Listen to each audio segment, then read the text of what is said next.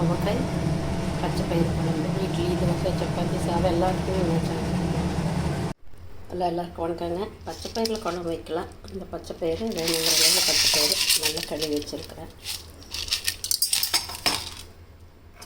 அதுக்கப்புறம் பச்சை மிளகாய் காரத்துக்கு தகுந்த மாதிரி, தக்காளி,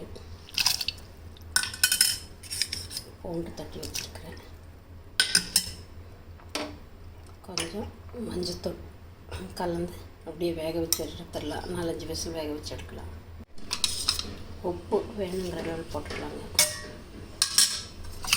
நல்லா கலந்துட்டு 4-5 விசில் வேக வச்சு எடுக்கலாம். எண்ணெயில் கடுகு, கடலைப்பருப்பு, சீரகம்,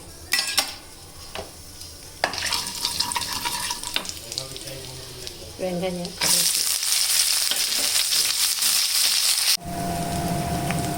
கோவக்காய்,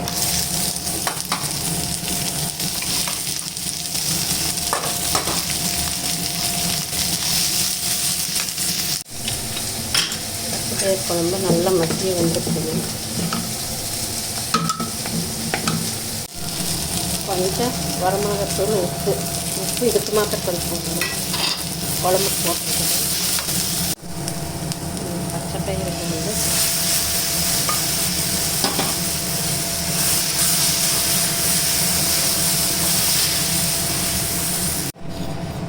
கொஞ்சம் மல்லித்தூள்,